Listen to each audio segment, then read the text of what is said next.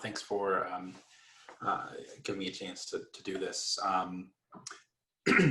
My name is Tyler Scriven, and I'm the founder and CEO of Saltbox, which is an Atlanta-based co-warehousing operator. So you can think of us as a co-working space, but for companies that predominantly deal in physical commerce and need warehouse space and need logistics services and such. And so we provide those things. Most of my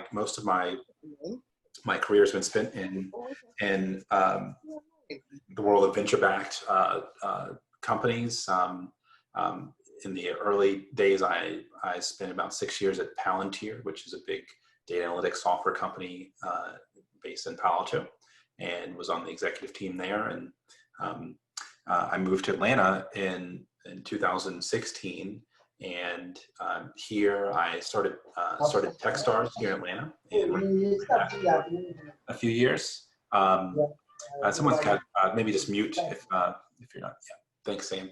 Ran that for a few years and invested in lots of startups myself, and eventually ended up acquiring a company, an e-commerce business that over the course of years exposed me to some of these challenges that we're trying to solve with Saltbox. So that's the short version of my background. And I guess this can come out as we talk, but just in terms of things that I can offer, direct perspective on, certainly capital raising as a founder, capital raising in larger companies. Have some perspective on having kind of sat on both sides of the table here to an degree of how to best present your business and particularly as founders of color, oftentimes yourself, right? This is an important part of that in pursuing fundraising for early stage companies, and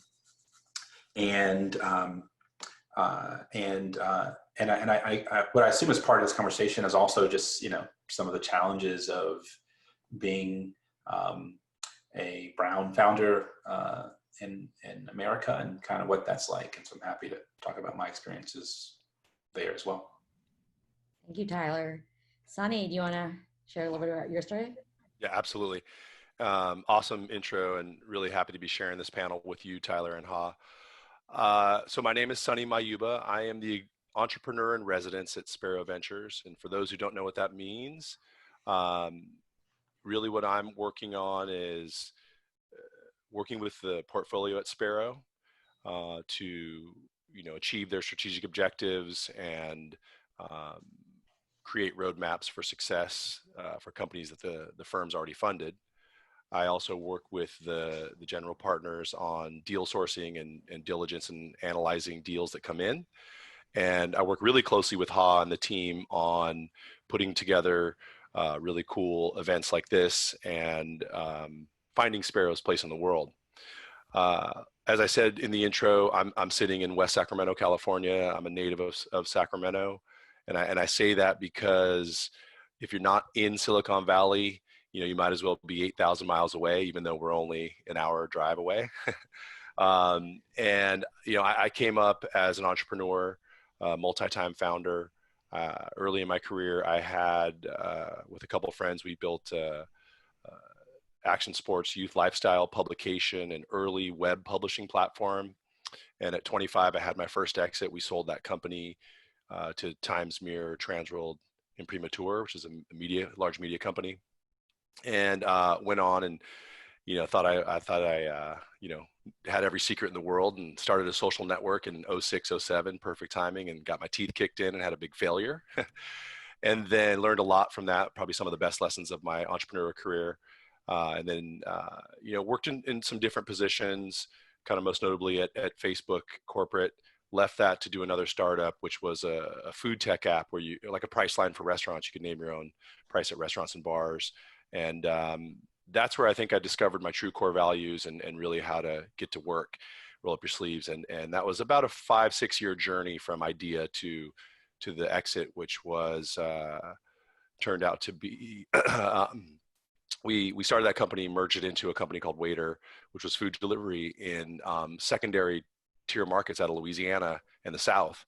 And we ended up selling that company for $308 million to Tillman Fertitta and Rich Handler, and then took it public on NASDAQ. So, you know, I've spanned the gamut of having an idea from napkin stage to NASDAQ. And yeah, so my perspective is, you know, I come from having to claw my way with no connections and, you know, no pedigree to try to break into the world of venture capital and tech and you know, and then being a startup founder. So that's me. Thanks, Sonny. So I'll introduce myself. So my name is Ha. I'm one of the founding partners of Spero Ventures. We're 2 years old, early stage venture capital firm, investing in the things that make life worth living across 3 core areas: our well-being, work and purpose, human connection. And the way to kind of think about our venture firm and what makes us unique is that we're looking to invest in mission-driven or purpose-driven startups that can reach venture scale and become billion-dollar companies, but sort of have mission at its core. So generational companies like eBay, Tesla, and a bunch of the partners were either founders or early executives at those 2 companies. And you know, my background, I actually was not even born in this country. I was born in Vietnam, came over as a refugee immigrant, grew up in rural Pennsylvania, even more rural than Sacktown, Sonny. So, you know, grew up with like no role models, no mentors, no network, no access. Like my parents wanted me to go to the state school, like for college. And I was the first person to, you know, to go to college, but I kind of like got lucky and I don't know, you know, kind of ended up making my way eventually out to Silicon Valley in 2000, spent 16 years as a product leader at various Silicon Valley startups. And then 4 years ago, I moved into the world of venture. And yeah, I have a bunch of blog posts out on this, but like, you know, being here, you were sort of immersed with the network and learning the game, if you will. And like, just trying to, you know, you learn a lot about, you know, like how to fundraise, or, you know, you have the connections, you get, you know, you get to meet cool people who will introduce you to other people. And, you know, and I do really think about in my role as a venture capital, like how, you know, it is very much like the world of the people who are right in the, you know, in the middle, in the heart, understand how the game is played, have access to the network and capital. And then there's those who are kind of shut out of that. You know, I invited Sonny to do this with me just because I felt like he had a great story of kind of coming from very humble beginnings. Like, you know, you didn't even share, Sonny, that like your mom was one of 12 kids, you know, welfare mom, single, you know, raised you as a single mom, you know, but you were able to kind of, you know, do extraordinary things, you know, with heart and gut and work. And then Tyler, I met last year, and I love Tyler so much. And I really wanted to invest in Tyler's company, but that's a different story. And, you know, I thought he brings a unique perspective. So I'm thrilled to be on the panel with them. So with that, I did pull up a few questions just to kick us off, but then I do really want to spend a good chunk of the time going through your questions. I'll start sort of the founder journey sort of questions for Tyler and Sonny. So the first question I have is like, you know, you guys are serial entrepreneurs. You've made a lot of good decisions, but you've also made a lot of mistakes. And I'd love to hear about like what mistakes you've made and what you've learned from those, and any advice for the founders here. I'll take it. My list is longer than some. I don't know, man. This might be the whole hour. So Yeah. You hit it first. Indeed. Yeah. Yeah. For me, it's fairly simple. I think, you know, there was I kind of think about my entrepreneurial life in 3 phases. Phase 1 was before I'd really, you know, experienced what it was like to be, a founder, and in that phase, all I wanted to do was be an entrepreneur since I was a kid, and I took a very expansive view to the sort of things I might start, and I always thought that the hardest part was just getting the money, but if I got the money, I'd be all set, which obviously is not true. Hope that's obvious to you guys. It's not true. So phase two is what was kind of what fast forward to how I see today is that actually it's not all about the money, right? And so kind of maybe there's two phases. The second phase was one in which I recognized that I had lots of access to capital if I needed it to go start something, but that in fact actually the hard part about starting a company is everything else that comes beyond that. And so the mistake that I made was this. As I left, I'd spent 6 years at Palantir. Palantir was a very successful company. It continues to be very impactful even in the midst of what's happening with COVID. I'd spent 6 years there. I was becoming somewhat bored and eager to go and do something else. And I think at that point in my life, I was pretty well measured in kind of my view as to when and how I would go and found something new. But what I found happened to me was that there were so many people surrounding me who were excited for me to go start a company. They all said something like, "Tyler, you've been here for 6 years, and clearly you can do it. And here's the money. Like literally, let's go do it." At a certain point, I kind of succumbed to that pressure and accepted one of those offers, essentially, of someone saying, I'll make it very easy for you to start a company. All you got to do is just build a company. And it turned out actually after kind of, accepting that offer, essentially, that, a few months in, I realized I didn't want to build that company. And I was very unhappy with the decision that I had made. And that my heart just wasn't there. And there were some other complications as well. But the main thing is that my heart wasn't there. And so I guess what I would, to kind of simply characterize the decision is to say that, I made the choice to start a company on the basis of it being easy to start it, not on the basis of it being, what I truly wanted to spend my time doing at that moment in my life. And so, for you guys, I think, I suspect that like some of you, right, kind of are where I was, in the earlier days of saying, well, if I just had the money, it'd all come together. And I would tell you, it's really quite the opposite. I think if you just had the conviction and passion that it really takes to start a company, then everything else will come together. And something that, someone said to me, years ago, and it just kind of, it's always stuck with me, is that, you should only start a venture-backed company if you feel as though, you just could not live with yourself if you didn't do it, right? If you just feel like, man, if I don't start this company, every day of the rest of my life, I'm going to, despise myself. I'm just not gonna be able to live myself if I don't solve this problem. Then you should go do it.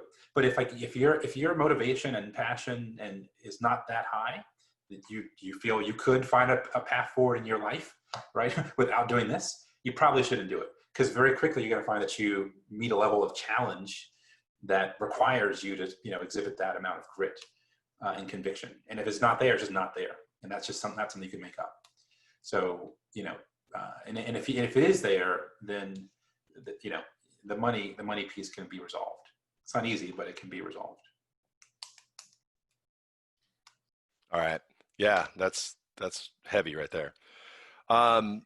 This is a good first question. And okay, show of hands out there. How many people are non-technical founders? Meaning you're not the software engineer, the software person. Yeah, about a quarter. Okay, maybe about half. Okay, yeah, exactly. I am as well. So I'm going to save you some heartache right here with this story. So imagine this. It's 2006, if any of you remember 2006. MySpace was the biggest thing in the world, if you remember that, which is tiny by scale today. And this little company called Facebook was still private. And I had this idea. I was like, wow, I think social networking is going to be, I think that's going to be it. Like social networking is so cool. And if you remember back then, people were like, oh, we got MySpace. People thought it was a little bit trivial, right? And we don't need another social network, Facebook, whatever.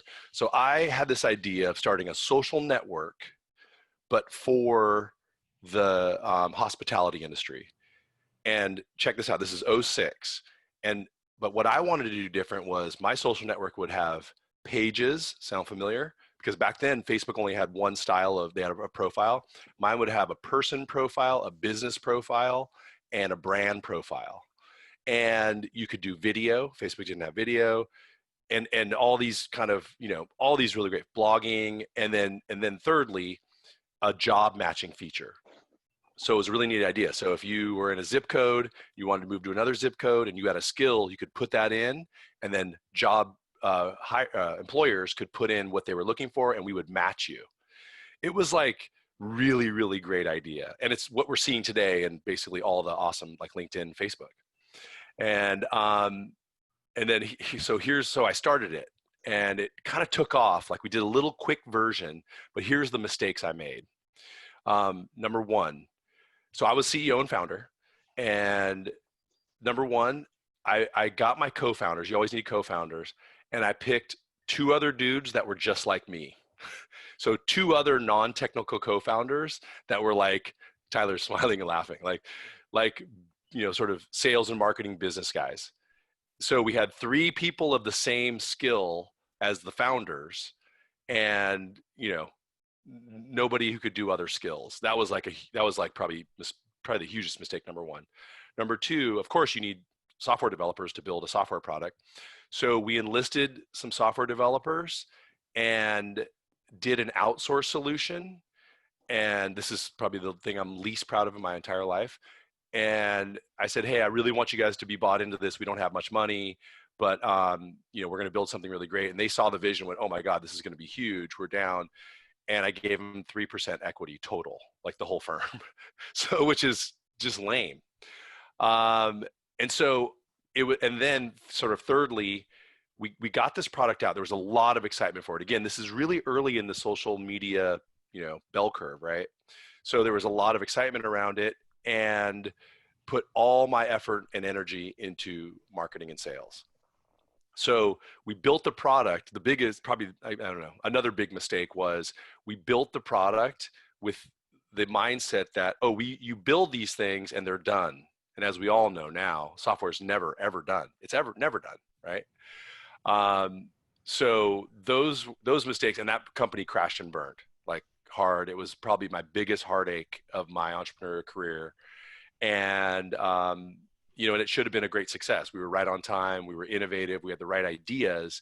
But as CEO, I structured it very poorly. I didn't build a dynamic, diverse team with people that had skill sets that weren't like me. I didn't invest in product, which was a huge mistake. And I was focusing on all the wrong things. And, probably got what I deserved on that one, a little smack in the mouth. Thanks, Tyler and Sonny. I'm going to also mix it up, and I'm not going to just go through my list of questions. So France has a question around founder market fit. So how important is it in the early stage? And France, feel free to unmute yourself if there's any more context you want to provide around it. Right, yeah. So that's like one of the buzzwords of 2020 I've been hearing, is I went through the Techstars Barclays program, and then founder market fit was like something we touched upon. So I just wanted to get your perspective on it. I mean,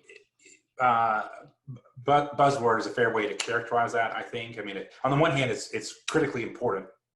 On the other hand, I think it's something that really you have to assess for yourself, and there certainly is no, golden metric here. I think, as with many things when you're starting a company, it's really critical that you be able to be, that you be, hyper self-aware and be able to ask, questions of yourself. And so, what case in point, as I started, my latest company, Saltbox, I kind of I set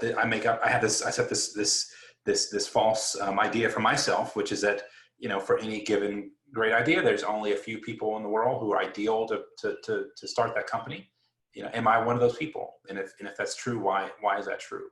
And, obviously I came to the answer of yes, whether right or wrong. The quick story of how I got there was to say, look, here I am now, having watched multiple from the inside, companies become extremely successful and understanding, the tactics and all these things that made that happen. And now I'm in Atlanta. Now I'm working in this, I'm going into a warehouse every day in the middle of nowhere, and, but with the mindset of someone who, is used to, hanging out in Silicon Valley, right? And so I see it differently than most people who are probably in that environment, and I see different opportunities, and I eventually come to convince myself, whether true or not, that, I do have some very unique perspective, and that maybe I am, one of the few people out there who's kind of at this, convergence of this opportunity and the perspective and skills and stuff. And so I made all that up, right? But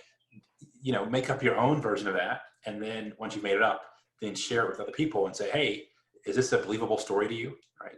And if you're asking the right type of people, they'll, give you some insight.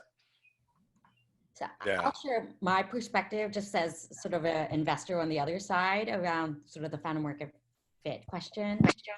So what I'm looking to see, before I write the check, is what is the connection that you have to the problem that you're trying to solve, and the solution that you're trying to bring into the world.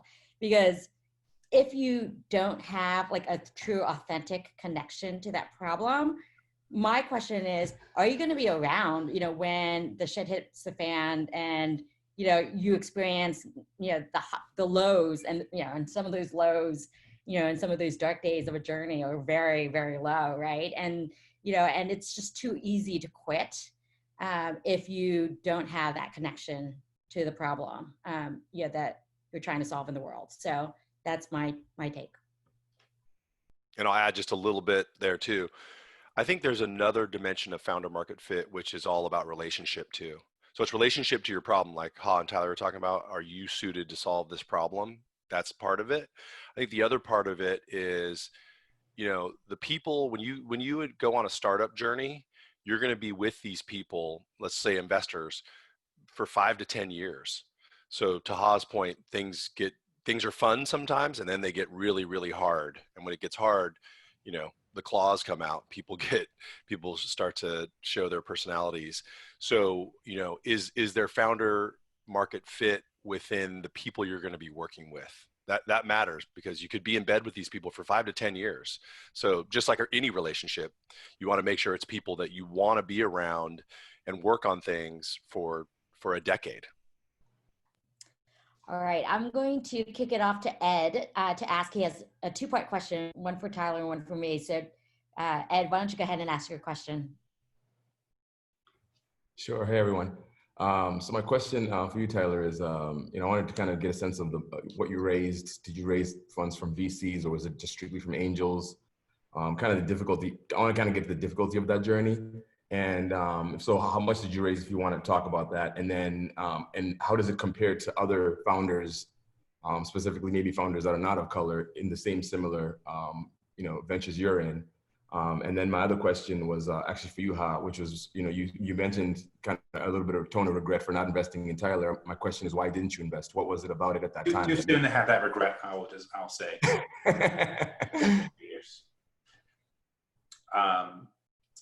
So yeah, I'm happy to tell you, what I've raised, and I'll also say, it's going to be different, right? So, so Saltbox has raised about $4.5 million or so, and the majority of which we still have. We haven't consumed those dollars. And look, I approach this from a privileged position, in the sense that when I went to go raise capital, I was able to do so, almost entirely from friends who happen to be, venture investors, right, or angel investors and what have you, and so, my experience is not you know, is not normal in a sense, and there's not a whole lot that I think we can take away from that. I think you know, we can pivot into a conversation of like, well, if you're not in a position where you can lean upon people that you have long-standing relationships with, you know, and raise capital, like, well, what do you do, right? Which is most people, you know, and so, but it's really kind of a different question, and I don't want to quite tackle yet unless we want to go there. Ed, I mean, is there something else that you want to? I can tell you now that would be insightful. Yeah, I think for me, you know, I've been a part of these types of things before, and I'm really trying to sort of speak for probably the ones that aren't going to ask this question, but yeah, you know, raising capital is super hard. Answer any question. Yeah, raising capital is super hard, and I think you know, when we hear Black founders who tell us, you know, we hear that, hey, I raised $5 million, I raised $6 million, I raised $1 million. A lot of times, you know, the assumption is that it's the same as what's happening in other counterparts. Case in point, when I was raising funds, you know, it took me a longer span of time to raise the same amount of money as most of my white counterparts, and most of the women who were of color struggled even 10 times harder than I did. So I think, how do you bridge the gap from, you know, and this is maybe a two-part question for you, Ha, as well. I think, like, if you know, again, for me, like, that $4 million, frankly, is easy. Now, what I know is, and I know of, you know, a dozen other Black founders where that they may say the same thing. I also know from kind of the small contingent of Black founders who sit ahead of me that there are, you know, tremendous perils and challenges, you know, to raising, you know, the $10 million or whatever, right? And like, it's not going to be easy, friendly phone calls, you know? And so I don't mean that by any means, like, you know, suggest that, you know, that it's like this easy path through and through. It's just not the case, but it is all relative. And so I think, what I'm trying to clearly separate between conveying my own experience, both what it has been and what I anticipate it to be in the future, versus the broader experience, recognizing that there are differences there. So I guess that being said, if you want to know more about my experience, I'm happy to answer those questions, but I would do so with a caveat that I think that it is a unique and privileged position. Yeah. So maybe we can kick off to Sonny, just because I know, Sonny, like, you didn't have, you know, that sort of network or privilege, right? And you had to go out and raise from like high net worth individuals that you may or may not have known, you know, just to get the initial capital for some of your startups. So you want to kind of share your perspective, and then I can share what I've seen. Yeah, I mean, I can share mine. I mean, I can't share what it's like to raise as a Black founder, obviously. And I think that's a really good question, Ed. I'm glad you ask it. I think it's important to understand, you know, where those differences are and why and how we change that. But, you know, there's probably some similarities, you know, again, non-technical founder from Sacramento, from a non-privileged background. And I couldn't get a phone call and email back from anybody. And I'm the kind of guy who will email anybody all the time, as Ha knows. Like I'll go on websites and just start, you know, phone calling and hitting people up to try and, you know, get my ideas funded or get stuff going on. This is kind of early on. So what I did was I started telling, here's another mistake I made. In the early days, I wouldn't tell anyone about my ideas. Remember that whole theory? Like, oh, your ideas, wait till launch. Don't do that. Tell everyone you can about your idea. Oh, I'm starting this social network, or I'm starting this app, or whatever. What do you think? And what I started doing was telling people about my ideas. And, you know, I'd be in a restaurant or a bar or wherever, a networking event, you know, at a hacker lab type place or whatever. And, you know, someone would say, that's a pretty cool idea. Let's talk. And so I ended up raising a friends and family round here locally in Sacramento from connections of high net worth individuals. So these were like real estate people, business people, I'm trying to think what else, you know, just people who did well in their life, who had money to basically angel invest, before I even knew what that term meant. And I would get them in an apartment and pitch them on the spot here. And we raised $270,000 for our first round. And then, kind of got some traction going and really kind of proved out what we were doing. And then it's kind of funny how I got into Silicon Valley was back to what I just said, a cold email to Jason. I subscribed to all those newsletters, and Jason Calacanis announced that he was starting his own kind of Y Combinator incubator. And my co-founder and I applied one night about 5:30 p.m. sitting in the office all burnt out, and we got an interview. And we went down and did 3 interviews and got in. And then once I got in with Jason, boom, those, as Tyler can probably attest to, once you have like those connections, then they open up other connections if you're a good founder and you hustle and you do the work and all that kind of good stuff. So it was a challenge, man. I mean, it was a lot of grinding, like years and years of grinding for me. And, and then of course, finding those connections. And so that's how I did it.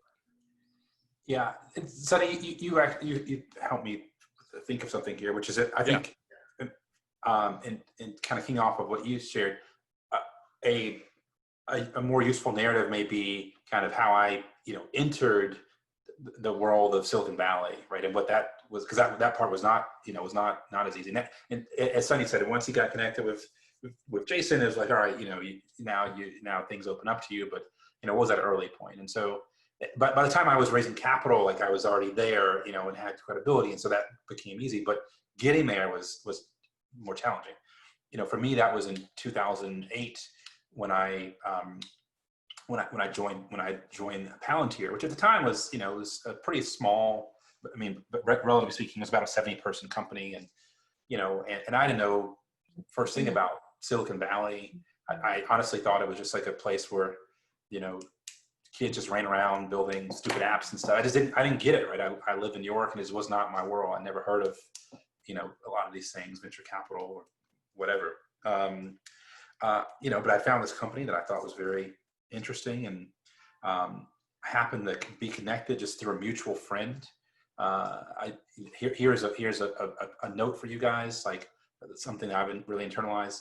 I spent about I spent the first 5-6 years of my career trying to get hobnob and get close to people who were a lot older than me, who I thought could be great mentors or could help me get a job or whatever. Turns out none of them helped me do anything really. And now I know, kind of as one of those people who's another position, that I'm just busy. Right? Like I will do what I here and there. Certainly I do my best, and but I'm busy, right? And I have my own set of problems, and I'm it's going to be hard for me to singularly kind of help the next guy just a woman just become achieve their success. I will help, but I am not who I thought I was when I was 22, if that makes sense, right? And instead, actually, where I found the most support in my career is through my peers. These are the people who have actually created opportunity for me and helped me, to get ahead or get where I wanted to go. And that's very much what happened with Palantir, right? It was a peer friend who made that connection for me. So invest heavily in your friends and your network of peers, and put less focus on trying to kind of connect to the people that you perceive as already having achieved success, and relying on them to help you, because they're probably going to disappoint you. Anyway, coming into this company, the main thing that I did, that I want to point out, is that I ended up building this. I became at a certain point so committed to joining that I ended up building this 20-page deck on this company, on Palantir, and how great I thought it was, and why I thought I was perfect person to join the company. And at the time, it felt to me like it was a reflection of my excitement and enthusiasm to try to get this job. I eventually ended up building and running recruiting at this company. We had 80 people in recruiting, and we interviewed tens of thousands of people a year. And I swear to God, never one time that I ever become aware of a candidate who made a 20-page deck. Just never saw it, except for me. And so over time I became to view that as pretty unique, right? And it put into perspective, maybe that was actually super important. And so what I would say to you guys is, particularly if you're dealing with smaller companies, or in this case, if you're dealing with investors and pursuing capital, don't be afraid to kind of take that extra step, and to really let your commitment, your creativity shine through, and to let people know that you're very serious and you're very committed about what you're doing, and truly to go that extra mile. I think that Silicon Valley, for what it's worth, I think can oftentimes give people fair credit for those sort of things, and they can be noticed. And so I would encourage you guys to do that.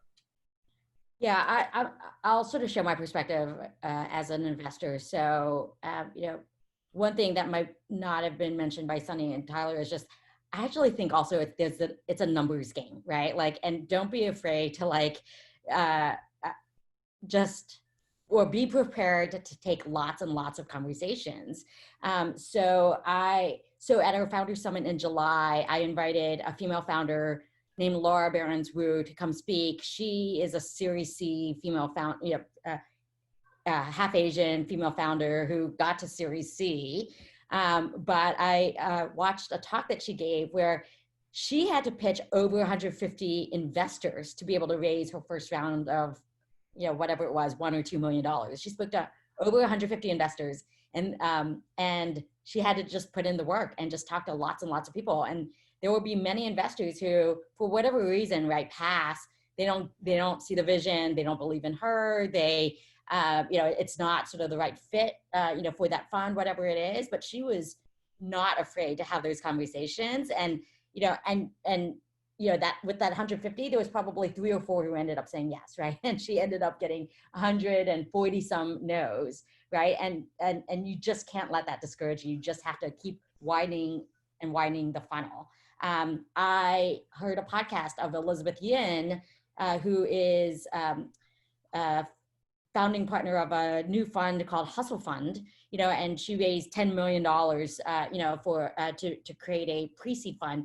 She said that she pitched over 900 high net worth individuals in order to raise her $10 million fund. 900, can you imagine, right? And so the way that she did that was she started kind of like what Sonny was saying, just started with reaching everybody in her network, talking to whoever would talk to her about the fund that she was trying to create and why. And even when they said no, she asked for the introduction of please introduce me to 3 or 5 other people who might think that what I'm doing is interesting, right? And so she might have even just started with a network of 50 people, who she was connected to around this fund, but she was not afraid to expand that network by asking those initial 50 people, who else can you introduce me to? And just not being shy of talking to everybody she could.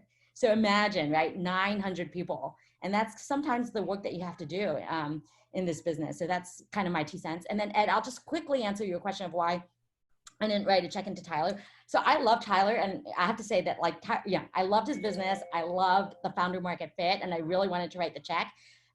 Unfortunately, when I brought it to my partners, we have our own investment thesis around what we do invest in and what we don't invest in. And one of the things that we say that we invest in is software or software enabled hardware businesses. So, and that's we're a small fund relatively in Silicon Valley. And so my partners were like, yeah, this is awesome. We love, Tyler seems amazing. We love this opportunity, but it just doesn't fit our investment thesis, and if we break that investment thesis, then it's just too easy to then start looking at everything. And so that was why we couldn't come into Tyler's round. I think he understood that and appreciated that. And I think Sam asked a similar question, which is, why don't you invest in Africa? Well, we decided that we're a very small team of 6 people, with Sonny sort of just recently joining us as EIR. And we can't look at everything. The universe is too large to look at everything. And the nature of venture is that you do want to roll up your sleeves and be helpful. And if we don't have the network and the connections and boots on the ground, outside of the US, it's just too hard for us to write that check. So every fund will have their box, if you will, of what they do and they don't invest in. And so I would encourage each of you, as you're building out the investor list, to really go into each fund's website and really understand what their investment thesis is, what do they write checks into, what do they not write checks into, because you don't want to waste time with funds, that are just not going to invest or write the check because it's outside of their thesis. Now, if you are able to get a meeting with them, but that they're, it's unlikely that they're going to write a check, but you just sort of want to do it to practice your pitch or get feedback, I think that's perfectly fine. But just make sure that you understand, the reality of what the fund invests in or doesn't invest in. So hopefully that captured a couple of questions at once. Can I just add one more thing here? Sure, of course, Tyler, please. I just want to underscore the fact that, this idea of reaching out to, hundreds and in the rare case, 900 investors, this is real. And this is a very real thing. It is not a thing that just we have to do as Black founders. It's a thing that, I've seen countless white founders have to do, and because that's how it works, and ultimately be successful at it. And so, if you're trying to raise capital for an early stage company, and you have not reached out to at least 100 investors, it's too soon to say no one will fund me, right? It's just, you haven't approached doing the work yet, and in doing the work, there is a kind of a right and a wrong way to go about this. Certainly there's a wrong way to go about it, and I guess there are lots of right ways. But what I would suggest to you is, if you are going to do the work, if you are going to send out 100 emails, you want to make sure you're sending out 100 emails at the right time to the right people in the right way, right? Not 100 emails are all going to get rejected because the headline was off or whatever, right? And so, well, how do you do that? Well, you rely upon people like, Sonny and myself to say, hey, I'm planning to reach out to 100 investors over the next week. Here's what I'm planning to send them. What do you think about this? Is this good? And, we can give you some feedback. What you don't want to do is you don't want to say, Tyler, I want to reach out to 100 investors. Can you please help me, right? The answer, quite frankly, is no, I can't. I don't have time to do that. I do have time in the abstract to give you feedback to help you enable you. I don't have time, I'm sure, to do the work for you, right? And so I'm kind of cutting to the chase here, but you got to do the work. You got to make sure that you're relying upon the people around you who are informed to help position you as best as possible to do that, or even tell you, quite frankly, you're not ready yet. Ed, I wouldn't advise you today to send this out to 100 investors because they're probably going to say no. I'm just making this up, but you want to be around people who are going to be honest with you in that way, and lean on them for insight and advice, but not for the work itself. And just to add to that, that's what I was looking for. I think these panels are so much more useful when you get to that kind of information, because and just be straight up with founders, because a lot of times I'm in the same boat for asking me, I'm just raw and real. I think you guys are super raw and real with everyone here, and all of us. It just makes it so much easier because it is hard. You're absolutely right. By the way, there are lists I can send you guys after this. I could dig it up, and there's probably new ones, but I have multiple lists that have hundreds and hundreds, and not thousands, of venture capital funds. That information is there. That information is there. What's not there is, which of the 1,000 firms in this list, are the 100 I should reach out to based on, their past investments and based on, what I know about the GPs and all this work. But that is the work, is getting to the right people and making sure that at the end of the day, you are, in an incredible position to ask for their time and money. Thank you. That was great, Tyler. And by the way, I think I have a bunch of upcoming meetings with at least a dozen or more of you on this call. And one of my questions might be do you want the red pill or do you want the blue pill? Which is, I think, a JCal line that I picked out. But it's I am happy to give you honest feedback around whether you are ready, to raise or not, if you're open to hearing it. And I'll tell you exactly, why you might not be ready, what you need to work on, what you need to prove out, before you can raise those early funds. But if you're not ready to hear it, then take the blue pill. So anyway, so that was just my 2 cents there. Okay, so Lillian, why don't you go ahead and unmute yourself and ask your question? I thought it was a good one. Yeah, thank you so much. Are you guys able to hear me? We can. Yes, great. Oh, fantastic, because I switched to phone. Okay, so my question here is, so I actually have traction already, but I just wanted to know if you're a non-technical founder, this is probably maybe a very common question. Non-technical founder, you haven't actually built out the infrastructure, the software application of a new business model that you're doing. You don't have the CTO yet. What suggestions might you have for people in this situation trying to raise money? I thought that the accelerator might be a good route because I thought I heard about people who were able to who were pre-seed founders and were able to raise money with traction, and then like have drawn out wireframes or have had it all sketched out. But I'm bumping into a roadblock because I'm not successful in that right now yet. So am I even too early? Should I have, you know, the CTO and everything, all those bells and whistles before I even try to get, you know, even before an accelerator? Or what is it? Because it seems like, I don't know, just I hope I'm making sense.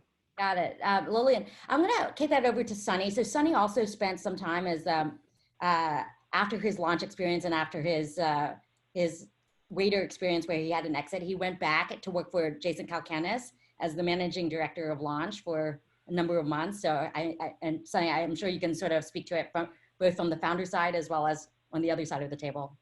Yeah, absolutely. Yeah, it's a good question. And I know this firsthand. So I'm going to answer it with a couple dynamics here, Lillian. First off, in this day and age, to try to get into a world-class accelerator without a, you know, I'll say technical co-founder, you know, tech on your team with the ability to, you know, show a product that's working in market is not really likely. So I would tell you, don't go for that. Now, there are some smaller local incubators, a little bit different than an accelerator, incubators that do take, you know, pre-launch companies that haven't built out, if I understand your question correctly, haven't built out the software platform, haven't built out the product yet. There are those, usually local communities have those. I know we have them here in Sacramento, and I think the Bay Area has some, and I've seen them in other cities. So if you're looking for that, that's really kind of a cool kind of coaching, networking experience that would be good for you, number one. But here's my real true advice to you. Your job, you know, doing a startup and doing a company, it's all about milestones, right? And the milestones never end. They just go forever. And so what I would do is make this your number one milestone, because, you know, as we know from 20 years ago, building a company was a lot harder because access to the tools and all that stuff was harder. Now there's so many things for free, all this software, all these tools, they're all free out there, right? And so you have a proliferation of new companies and products, and there's just tons of them. To Ha's world, there's just so many to look at that you have to kind of get your filters down. So you got to set your company up with milestones. Your milestone, if I understand you correctly, and my advice would be find a technical co-founder, because it's going to be really hard. What's going to happen is you probably have, you know, your ideas, like you said, you have wireframe sketched out. That's how I started, by the way. I still have my notebook right over there that has my original idea, which was a pen in my notebook that was like, the app will do this, and then it will do that, and then it will do that. And my very first thing I figured out with my last company, back to my mistake, you know, my first not first, but one of my companies, I went with a bunch of dudes like me. I took my little idea and I went out to software engineers I could find and say, hey, check out this vision. Would you be into building this with me? And I finally found 3 software engineers that joined me on my mission, which were my 3 co-founders that stayed with me all the way to the end. One of them still at Waitr, Coco. So she's still there. But that should be your milestone you try to hit right now before trying to get into accelerator, unless you do an incubator that's local, like I was talking about earlier. Before you try to go raise money, you need to have somebody who can work with you as a business person to evolve the product, because it's going to change a lot. Yeah, and does that answer your question? Yeah, it does, and that really Okay. helps.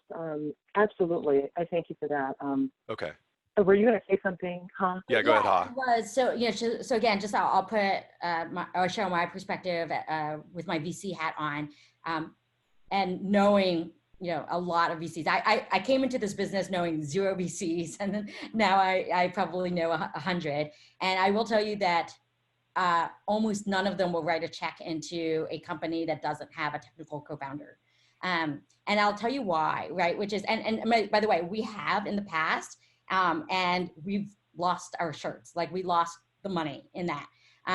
And the reason, in those investments, and the reason is because, all of that initial capital then is going to go to pay for like a dev shop that's not invested in really the product or the startup, can maybe do a shoddy job. And if you're not technical, you don't know how to make sure that they're doing, that they're building like legit code, as opposed to spaghetti code. And it's just going to take longer, right? Because you're not in the room with them, like working side by side. And so it ends up costing you a lot more, to even get to launch or get to, to be able to, prove out any traction than if you had a technical co-founder who, the reality is, can work for sweat equity, right? And so you save all of that capital, to fund other things. And so, because we had to learn that lesson the hard way, by investing in some non-technical co-founders with no technical co-founders on the team, and losing all of money to sort of say, hey, we probably won't make that mistake again. And I think, the 100 other investors that I mentioned, they have probably learned that lesson in their investing experience, and probably won't do that again. And so, so I think, I don't know how obvious or well-known that is, but that is very obvious and well-known in the, in the VC circle. Here's a really good rule of thumb. Sorry, Lillian, this is really good actionable rule of thumb right here, guideline. Especially in terms of like my experience at Launch Accelerator, which, one thing I applaud Jason for, that dude puts his money where his mouth is and invests earlier than almost anybody in the Valley. That dude is making lots of bets on early guys like me and girls like you. Here's a good rule of thumb we use at Launch. You got your product, and you got a team. It's in market, and you're making about $5,000 a month. That's easy to remember. If you can do that, and by the way, getting $5,000 a month is harder than it seems. But if you think about, the journey that Tyler's been on or I've been on, it's just the beginning. You got to throw a few more zeros on the end of that to be a big scalable company, right? But if you can do that, those are the milestones you should be charging toward. Can I get my product built? Can I get it in market and get real customers, not just my friends? And hey, did we make 2,000 this month? Oh, guess what? We made 3,000 in July. August went to 4. September went to 5. When you hit that for the whole group here, that's when you start making phone calls. You get Tyler's list. You start making phone calls and saying, "I've got a dope product. I've got a killer team, and we're making $5,000 a month. And next month we're going to do 7,000." That's when you're going to start getting calls back. Quick question for you. Mm-hmm. Sorry. Go ahead. I'm sorry. Go ahead, Lillian. Oh, I'm sorry. Yeah, I was just going to say thank you so much. And for my journey has been, I've been getting traction in a sort of, for example, I looked up to people, I'm in the education space, I've looked up to people like Stanley Kaplan, founder of Kaplan, Sylvan Learning Center, Barry Fowler. So I was getting traction in a more brick and mortar format in Beijing, and also here in the United States in Lincoln, Nebraska. And I converted to sort of doing it online because I wanted something more scalable. I had burned out, but I also hired instructors and things. I wanted to make it more scalable. So I've actually been stringing together different applications, but what I envisioned to make it so that other instructors can get on the platform cycle marketplace. But long story short, I've been stringing things together through different integrations on a website, but must it be a sexy mobile app? I think, Lillian, if you are, Sonny said, So then, if you're generating revenue, is evidence that there's someone out there that wants this product. I think at that point, you can probably go, to that incubator and say, hey, what I need from you is to help me find a co-founder, technical co-founder, in order to accelerate this. But there's a big difference between, asking for that incubator's help with nothing in hand versus saying, I've got a business in hand and I need your help. That's going to make a difference in their motivation, and so, but, at the end of the day, one of the most important jobs for you as a founder is to recruit. And you're going to spend a great deal of your time doing that forever, starting right now. And you just have to think of the task of, recruiting that first co-founder, as it were, as your primary job. And, question, well, what tools and resources and credibility do I need to achieve that? And I think, having some proof of fit, proving that you can, build something sufficient enough to get people to pay for it, even in the absence of that person. It's kind of like, look, I need you, but I don't really need you. I'm going to move ahead no matter what, right? And it's going to be with or without you. That's where you want to be as a CEO founder. Implicitly, is you go out looking for co-founders. This is an opportunity that I'm offering you, and look at what I've done without you, right? And it's just that's a much more appealing place to be than you going to someone and saying basically, I am nothing without you. Right? Who if someone said that to you, you would take advantage of them. I mean, you probably would not. But like, you understand what I'm saying. Like, it's just that there are power dynamics here that, and the same sort of social dynamics that we might think about in other relationships are at play in founder relationships. And so how can you make yourself and your company as attractive as possible to this individual? Yeah. Sell the vision. That's a good point. And no, you don't need a sexy app. Everybody starts with a scrap together concept, whether it's web or app or mobile or whatever. I mean, my first one was a web product wrapped up in a little, what they used to call wrappers for a mobile app back in the day. So you just scrap it together, but you got it. Tyler's spot on, right? You're going to be recruiting forever. I mean, Facebook's still recruiting, trying to get the best talent. Google, Snapchat, everybody. So finding that technical co-founder where you can start with this scrappy website and prove market fit, get some revenue going. If you can do that and there's customers, I'll say the rest takes care of itself, but then you got something to flow on. But so, Marlon, you were going to say something? Hold on one second. Oh, sorry. It's 10:03 and I want to be respectful of folks' time. So if you have to jump, so Tyler, what do you need to jump, or can you stay on longer? Sorry, let me, I've got about 10 to 15 minutes, so not that much. Cool. Yeah, and I've got till 10:30. Okay, so question for the group. Like, either we can keep going with the panel and answer a bunch more questions that you guys have, or we can help you get to know each other and do Zoom breakouts for the remaining 15-20 minutes. So I don't know, I guess show of hands, like raise your hands if you would prefer to keep going with the panel discussion and answer a bunch more questions. Okay, so okay. And then for those who would prefer Zoom, the Zoom breakouts.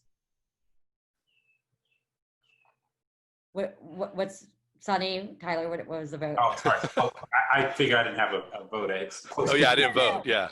Close call there. You want to use the polling? Why don't we do this? I got an idea. We should put the polling feature on there so everybody can. Yeah, I know. You do. How about this? By the time you get to the breakouts, we're going to be kind of out of time. So yeah, it's going to be one or the other. So go ahead, Sonny. Oh yeah. Okay. I was going to say I was just going to say that's one or the other. So just grab one. Right. Okay. Let's do the panel Q&A because I feel like I saw more hands, and the discussion's been so rich. So, but if after this, by the way, I'm going to send out a Net Promoter Score survey with the question of, on a scale of 0 to 10, would you recommend this to a friend or a colleague? But in that feedback too, if this was valuable to you and you want to do like this as a recurring series, we can certainly consider that too. So let's take a few more questions. Marlon, oh, sorry, you had a follow-up question, but just did it get answered or no? No, not yet. So first I want to thank you, Sonny and Tyler, for putting this on. I mean, this is amazing. It's invaluable, and I greatly appreciate it. Right, it's been extremely helpful. I just had a quick question about this whole technical co-founder, right? So, and this is for how, when you talked about the investment, whether it was 1 or 2 or more that you did, where you lost the money. Can you just give a 1 or 2 minutes about exactly what happened in those instances? Like, did they come to you with a product and it worked during the demo and it didn't later on? And here's why I asked that, because how I started my company is I started it and still I don't have a technical co-founder, right? But we have a product in the market and we're nearly at that revenue number, MRR, that Sonny was talking about. And the product is fantastic, right? These guys are extremely good, right? They're very detailed, very good in terms of how they keep the code. And we've had folks in a very specific instance where someone wanted to talk to us about buying a module from us, where they did a code review and they liked the code as well. So like, what is it that really, what's your hesitation, right? Because my long-term thought was, hey, start with these folks. They'll do a great job. I'll keep them on, right? It's very reasonable. They're outsourced, very reasonable. It took a long time. Now I'll tell you, it took a year and a half, right? And I learned so much as a non-technical person. I drove this like all day long. And I've got a couple of friends who are technical folks who really helped me out along the way. But I learned, and I said I would probably never do it again. Totally get it. So Marlon, so a few things, right? Which is like, just in general, before I talk about the specific example of, the previous investment where we lost all of our money, probably a few actually.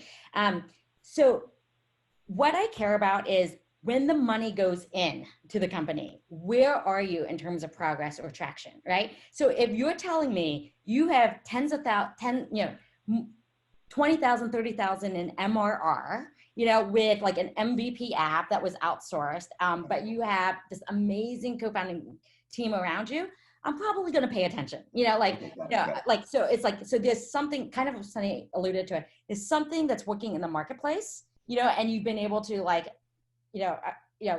get enough traction to make me be interested. Now, once the money goes in, right? Like if I decide to write the check, I'm probably going to say, hey, Marlon, like, you can't be outsourcing your app forever, right? And like it's not a long-term scalable solution. Right. This money has to go to finding like a technical, lead / who you can give a bunch of equity to, who can kind of be the de facto co-founder, because that's what I need, for you to get to the next level. So, so I do want to sort of make, so I appreciate you clarifying, because there are different use cases or whatever. In the example where, specifically where it was painful and we lost all of our money, number one, we were new investors, so you learn a lot in this business. So we were new investors. We came in a bit earlier traction wise than where we like to come in today.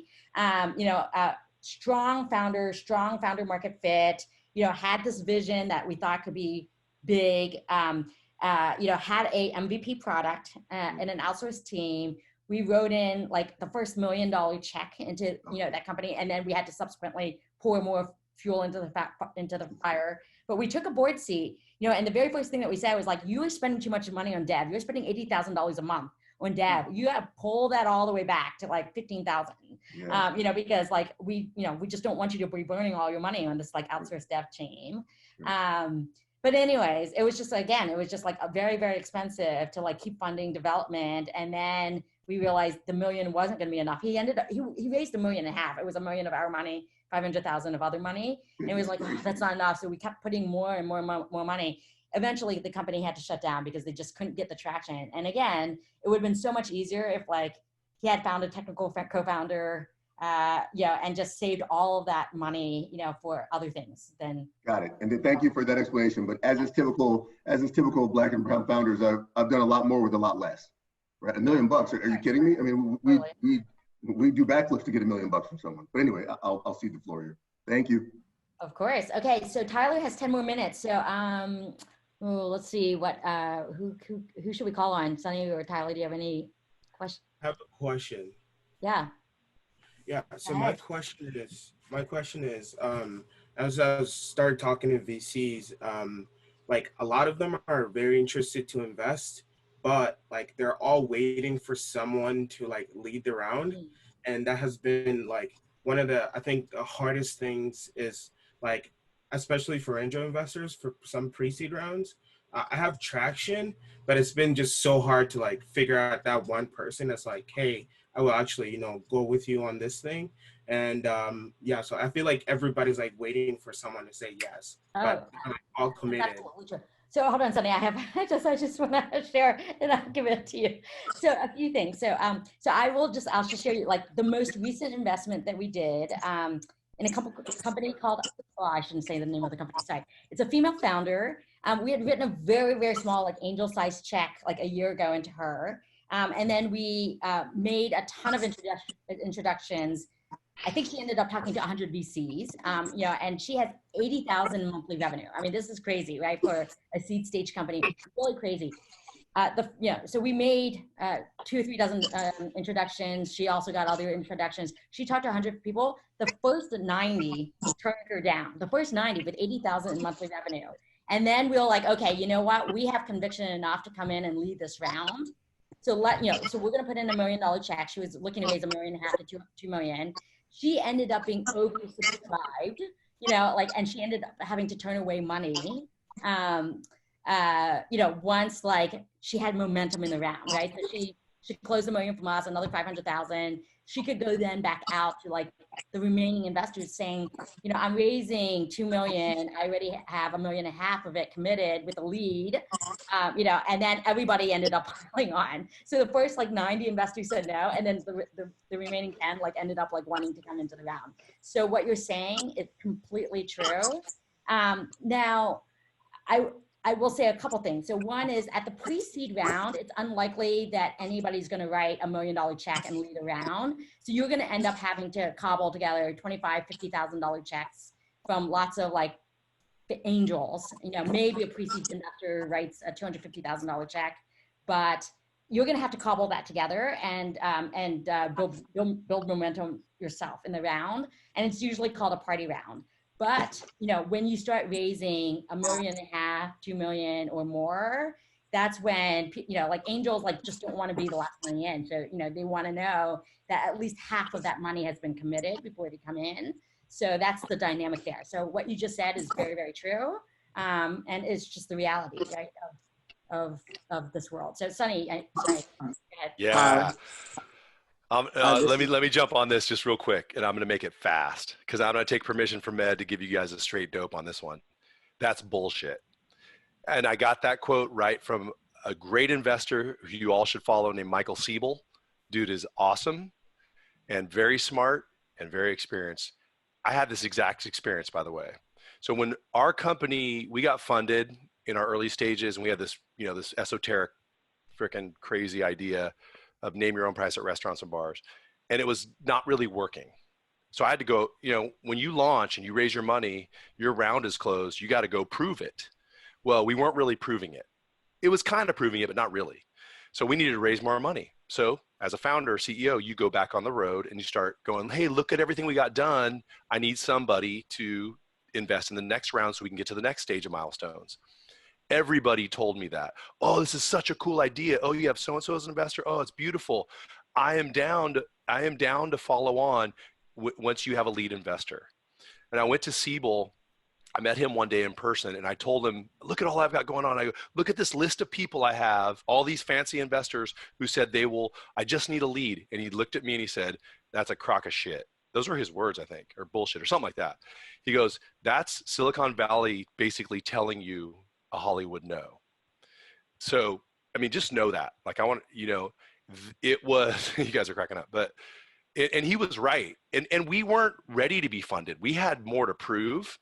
And that was their way of saying, yeah, if you get somebody who's like, oh, smarter or super smart, who says, oh, I'm going to invest in this, yeah, let me know and I'll follow on. And it never even really happened. That's the funny part, because we weren't showing the milestones and we weren't showing the traction, that actually the signals that AHA really needed to see to invest. So be careful with that. Like, I will follow on. To Ha's point, sometimes it probably is true. I don't know. But I know investors, they want lots of good deals and they want them early that fit their thesis, right? And if you hit those things, they're going to invest in you. They're not going to wait and pass on it, right? I think that, and this is what Siebel told me, he's like, that's a way to keep you on ice and keep you friendly in the event that something does happen and you do well. They're like, oh yeah, remember me? So the one thing I would slub in is that not all investors are the same. So Sonny's making a point. That's right. That's right. Not all investors are the same. There are ones who develop conviction early and will come in no matter what. Although I will say that generally they do want to see the momentum in the round, because they don't want to be the last $50,000 check-in, because that doesn't take you very far, right? Like, they want that round to come together so that you have 18 months. But like, yes, but there will be those who can develop conviction without the lead, and then those, and unfortunately more of them than the first group of like ones who can't get to that conviction and need a lead firm to like, you know, to get to that conviction before they get to conviction. So I want to be respectful of Tyler's time because I know he wants to jump at 10:20. So anybody have a question for Tyler, like before he jumps, and then Sonny and I can stay on until 10:30. So who has a question for Tyler? Okay, Kevin, go ahead. Hello, can you hear me? Yeah. Hey, Tyler. So I wanted to get your take on, so if we're looking at the military market as being the major demand for the product that we have currently, and we're commercializing it for the public market, how do investors look at like military contracts compared to a contract that would come from like a retail store or some type of person that lives within the U.S., just a general client? How do they perceive those types of revenue streams? It's tough to say, Well, the Kevin. military, it's more of a longer term thing, right? Yeah. It's a bit I mean, slower. So the reality is like most investors aren't going to have a point of view. They're going to, you know, most investors don't know about military contracts, you know, as such. And so they're a very, very small number of that I know of venture capital firms that, you know, do understand the military at large, which is obviously a very complicated, you know, subject. So they're just not going to know, is the answer for the most part.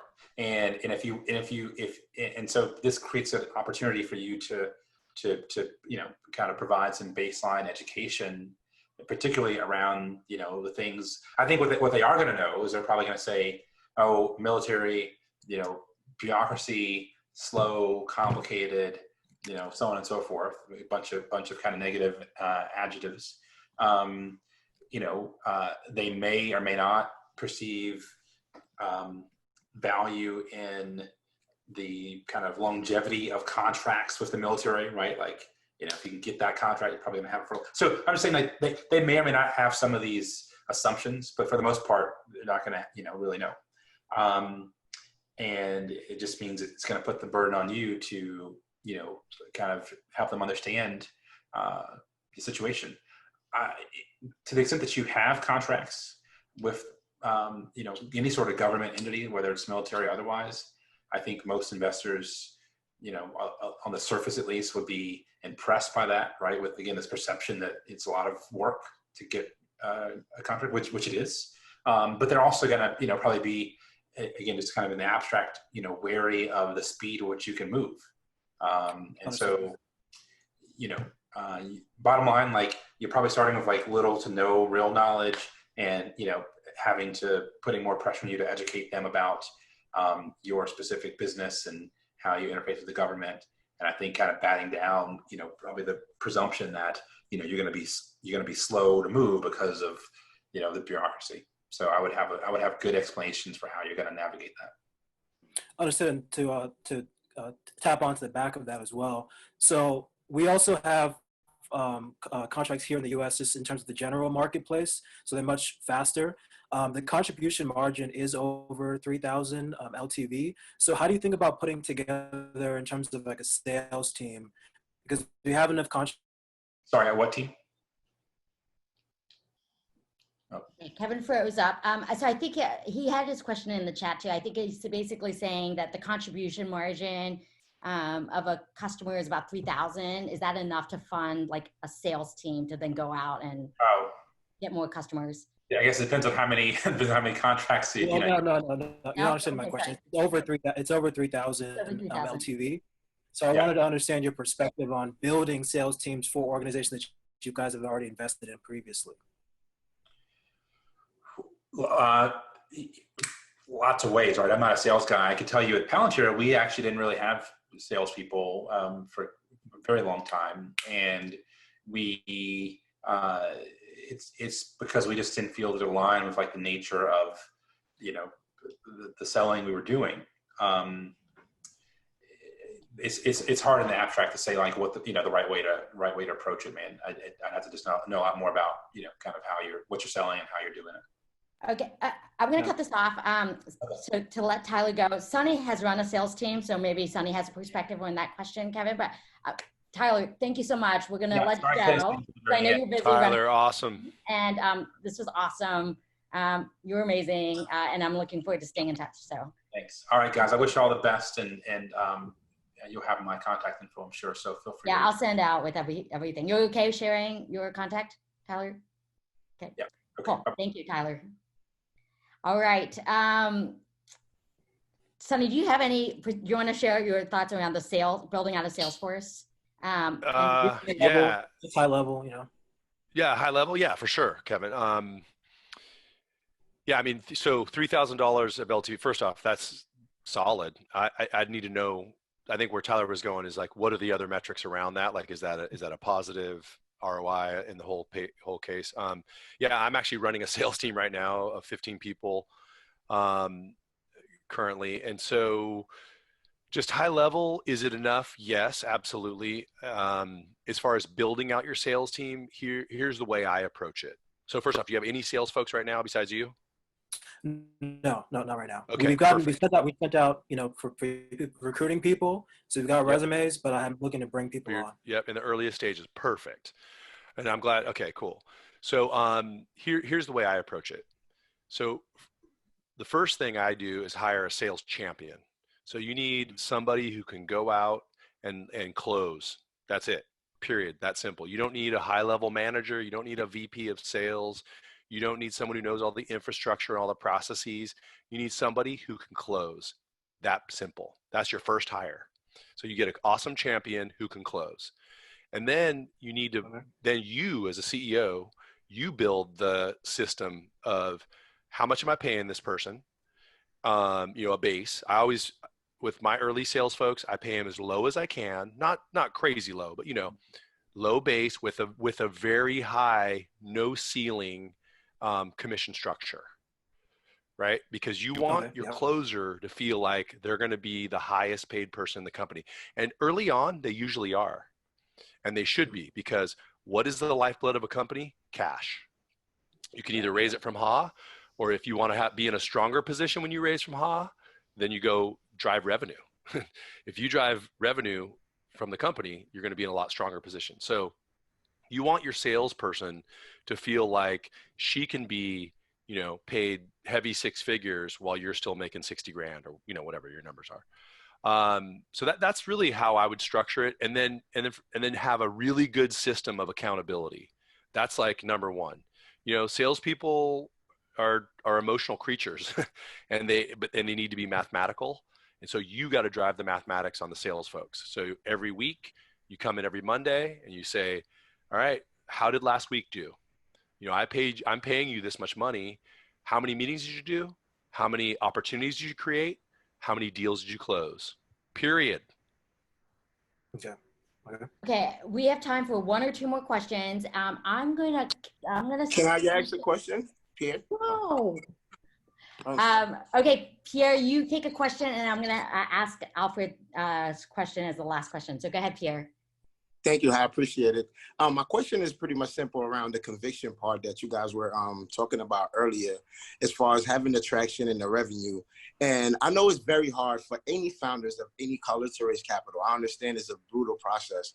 But for me, what I've seen in my own experience is that with a Black, brown founder or a woman founder, they have now to prove whatever it is that they're doing, whether they have traction or not. It's like, it's always very hard to give to get that investors to get into that conviction. And for me, what I see with other founders, they have 3 to 5 years to prove their thesis. So they have time, but when it comes to a brown founder, it's like, okay, they have to prove everything now. They have to prove, like, hey, look, how are we gonna build this? How are we gonna scale it? How are we gonna exit? How are we gonna pretty much build a successful business now? But for other founders, it's like they kind of have that time gap between the 3 to 5 years, 7 years to actually build out their business. What is it that we as minorities or women founders can do to kind of give a little bit more of that conviction, because we can have the same revenue or maybe sometimes more, but it's still sometimes we don't get that conviction from them, or the investors don't get that conviction from us. What is the bottleneck there? As you guys are investors, what is it that a founder can do to create more of that conviction? Sonny, you want to take that or you want me to Yeah, take it? I'll jump into a quick one. And, I mean, you're a female founder, minority female founder. You can comment too. Here's my thought is in order to, release that bottleneck, it's going to be all about having a plan and showing traction. I mean, nobody can deny that. Now, can we fix systematic prejudice and the things that, are embedded in your question? That's going to take time. That's what we're trying to do as a society. And I don't know the answer of how to fix that. We're all working on that together. So that part of it, we just got to, try to do our best, find the right investors, right? But here's how you can overcome that. And it's a good plan. That is a sound plan. Those things I talked about earlier, a good team with a good product that customers are buying, and revenue. If you've got traction, then that is one thing that nobody can deny. Now, if somebody is denying that and putting pressure on you as a Black founder, that's not the same pressure as a white founder. Well, that's just a bigger issue than we're talking about here. But in my experience, what I've seen, when you have traction, what do they say? Revenue solves it all, or revenue solves everything. When you have traction, you're going to attract time to build out your business. But you can comment as well, and Ed wants to chime in as well. I agree. So Sonny, it's hard to add more to that. So you know what? First of all, fundraising is hard for everybody but like the top 1% of founders. And by top 1% of founders, it's like those founders that like graduated from Stanford and worked at Google and, had all these privileged backgrounds and like could raise from like, rich family and friends and their networks and stuff like that. That 1%, you're right. Like it's easy for them to raise. What my experience is that for everybody else, and that's 99%, that's not just 20%, it's 99% of people have an incredibly difficult time raising because it is hard to raise money. It just is, yes, life sucks. It's unfair, but you gotta then just say, look, life sucks.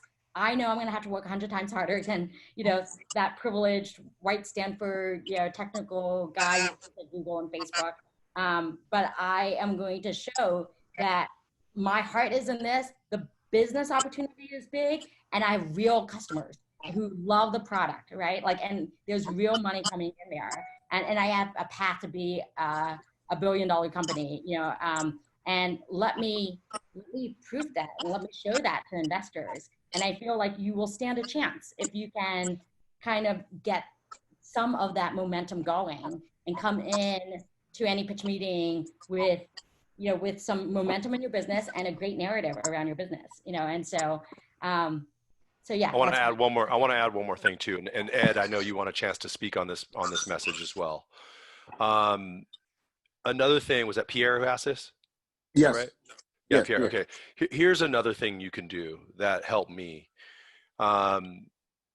Is you need an advocate. So I'll tell you one thing that helped me, and I'm getting actually chills when I think about this, is once you find an investor or an ally, a mentor who understands, like how I was talking about, understands the game, how it works, knows everybody, and has been around, they're going to help you. And this can't be understated, because we don't know how a lot of this works. I mean, I didn't know the word venture capital till very recently. Like it is something that you learn as you get into the space. And so when you have somebody who's had some experience, has that grit, and I'm not just pitching Ha, but like Ha, there's a lot of other folks that align with you and are willing to go to bat for you, that helps tremendously. All the things I said before are very true. I call those the fundamentals. I'm a big basketball guy, so I'm a Sacramento Kings fan, by the way, although it's rough right now. But the fundamentals. You got to have a real team. You got to have a real product. You got to have a real business. Any of this other nonsense, just don't try and blame it on anything. If you got a real team, you got a solid business, and you got a real plan, and you got customers, it's still going to be hard. But once you've got those, then, getting somebody who believes in you as a founder, believes in what you're doing, and can advocate in that space of, hey, no, my founder team needs more time. We need more capital. We need to give them the same, same things as all these other founders are getting. That's another key element to find in your group, whether that's advisor, an investor, or whatever. I know that's a lot that helped me kind of claw my way into this space, was good, strong people who knew how to push back, knew how to fight the fight on my behalf, and teach me how to do it too. So that's just a little addition there. But Ed, you wanted to chime in too. Go ahead. Hold on. So I know you said you had 10:30. You had to leave at 10:30. I know, and I just texted and said, this is too hot. I'll be there in a minute. So I want to hear Ed, and then I do have to go. If you have to run, no problem. Let's do 5 more minutes. Let's, I do want to. This is important. Through Alfred's question too. So. Okay, yeah, I'm cool. So just to sort of chime in on that, I had the same similar scenario, and in that I couldn't prove out revenue because I was building a hardware product until the product was built. So it was kind of this chicken and egg game. So, and as much as my fellow Black founders and women founders, you all go through this, we all go through this. Hai is absolutely right. It's hard. It is. Sonny's right. It's hard. It is. And it's even harder for us. And that's true. So one of the things that I really quickly realized was, I was like, if I can't raise actual capital, after I bootstrapped, mind you, for a year and a half, sold everything that I owned, got rid of the car, moved in with my mom-in-law, you do everything you can to cut costs so you're living here and you focus all that money on what you're doing, number one. And then secondly, after doing all of those things, I realized if I couldn't raise the actual capital, I raised what I called social capital or human capital. And I went to one of my bosses that I had a great relationship with at a previous company, which I worked at Cisco Systems, and he was the VP of sales. And I pitched him as if I was pitching an investor for him to join my advisory board. And he joined my advisory board in the sense that I knew that his connections would lead to more connections. It became a chess game. And what I did is initially I just filled an advisory board right off the bat with 3 people that I knew were just high level. One was in sales, one was very good in manufacturing, one was very good in the things that I'm not good at, plus having a technical co-founder who was my complete opposite. You just have to pitch the people you want to work with as if you're pitching them as if they're investors. If they buy into what you're doing and they jump in for free early on and work with you for nothing, then you have something. If they're struggling to get people to jump on board on your idea for nothing, you need to work on your idea. That's just the advice that I have. That's well said. Okay, Alfred gets the last question, and then we'll have to do more of these. So it sounds like we have to do more of these, Sonny. Alfred, yeah, we do. Yeah, no, first of all, hi, and Sonny and Potter before. Really appreciate this. It's really fantastic. So a couple of things. Chasing out 900 investors, that sounds exhaustingly discouraging. But I think the point that you made is if we do the due diligence on the investors, okay, and find out what their sweet spot is and whether or not we can position our startup into that sweet spot, that decreases that 900 I would expect significantly. So this is what I get from that discussion. A question for you, Sonny. Hey, Alfred, favor. Yes, Alfred, lean into your mic a little more, a little louder, because I'm having trouble hearing you. I want to hear this question. So, I heard what you said about due diligence and all that, but go ahead. Good. Is it better now? That's a little better. Yeah, go ahead. Good. So, question for you. So, we're launching our online food ordering platform in about 2 weeks or so. We'd love to get your feedback based on your own experience in terms of pre-launch marketing activities and things like that. What did you have to do to get people excited or to get awareness, on your platform? Yeah, and I wanted to address that question because I think what is on everybody's minds right now is like, how do I get my first customers? How do I grow my customers after that? But how do I get my first set of customers? So, Sonny, if you can. Cool. Yeah, this is cool. This was my world, man, for years and still is. All right, so let me just kind of ping pong around here a little bit, if that's okay with you. So first, I'm going to share something that my buddy Brian Alvey turned me on to. It's a concept called 1,000 True Fans. If you've never heard of it, I had never heard of it before he told me about it. Google that. There's a concept called getting 1,000 true fans. It's kind of like when people say, hey, can you get your first 100 customers or whatever the case may be. And it seems pretty easy. You know, as founders, we're pretty delusional and we're like, oh my God, 1,000, I'm going to get 100 million fans. Getting that first 1,000, which means like, you know, can you get 1,000 people who will pay $5 a month for your thing? It's really hard to do. So I just want to share that. That's just a cool thing to be thinking in terms of like, what is your North Star metric? What are you measuring against for success before you get into your launch? So now let's go right to your question, which is what kind, you're getting ready to launch in 2 weeks. What kind of strategies can we do to get excitement and all that kind of good stuff? Okay, so this is all over the map. I don't know exactly what your product is. You said it's launching online, so I'll kind of just speak to just launch strategy in general. So the first thing I always figured out to do is think of launch in 3 phases: pre, during, post. A lot of people don't do that. They always, and early in my career, I always did this. I was like, okay, we got a launch date and we're just going to focus all our attention on the date of launch. So the first strategy is you got to think about pre, during, and post. If you separate it like that, you realize, oh, launch is actually longer and bigger than just that date. So 2 weeks is pretty close. You may even want to think about moving that date. But so pre, during, and post. So pre, what can we do in pre? There's lots of cool things you can do. I mean, you can do the you know, we're gonna launch, get on the waiting list program. That's a big one. That's always fun. People love that. Silicon Valley loves that, by the way. It's a good way to kind of like build in a list of hopefully customers that'll sign up the day of. I've done this a couple times and it works really well. So that's doing a lot of marketing around the excitement of what's to come. My app's going to launch, my website's going to launch. Who wants to be the first, you know, first 1,000 fans? Get on our waiting list. It's going to be unreal. So there's that kind of thing on the pre. Of course, you can do all digital ads that are hinting at it, you know, just all to try and generate excitement. And what you want to try and do on any pre-launch is be aiming everybody towards 2 things. 1, sign up for the early access, or 2, getting them towards some launch date. That's your pre stuff. And there's a million things we could go into there, but that's just getting creative on getting people towards 2 things: sign up or come to our big launch date. Okay, that's pre. During. So during is your launch date. So you said 2 weeks. So let's say it's, you know, whatever that's going to be, June, whatever that is, 29th or something. So, or June 19th. So June 19th, we're launching. And, you know, I have a foot in the old school and the new school. So I really like to have an omni-channel approach. What does omni-channel approach means? It means I don't only do digital. I don't only do traditional. I really have found that a blend of everything and different levels of cocktail in that blend is the most effective, because some people still do watch TV.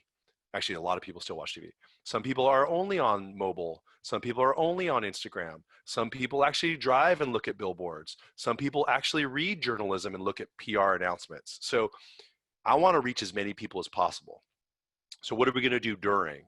That might be getting press. So if you can issue a press release and get people to write about your launch, that could be a part of your pre-strategy as well. But getting a press release out there, getting a journalist to write about your launch or launch date. It could be the physical, throwing a launch party. I was a big launch party guy. So I really like to bring community together in real life as well as online. That's just the old school in me. So I threw freaking hundreds of launch parties that, you know, get excitement in a community. So launch parties are a good thing. Sonny, that is pretty difficult in the COVID world. Go ahead. I know it is, but you know what?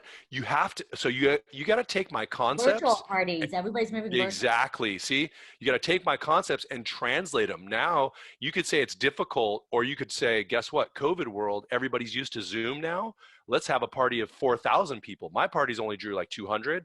You could have a party of 4,000 people online, and everybody who joins is going to get a free sticker, or, you know, get creative. If that works for you. These are just ideas. So during is that launch date. You want to get a lot of excitement on that during date, on that launch date, whether that's launch parties or press releases or advertising. Of course, all of this advertising fits all these. And then post, or, you know, most people do a launch party and then, or a launch date, and then they go, okay, my app's going to take off. Here we go.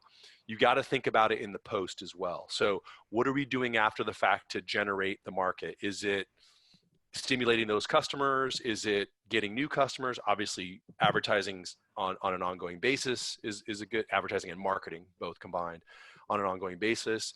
So that's how I think about launch. So take that infrastructure and you should sit with your team, get really creative in those 3 buckets.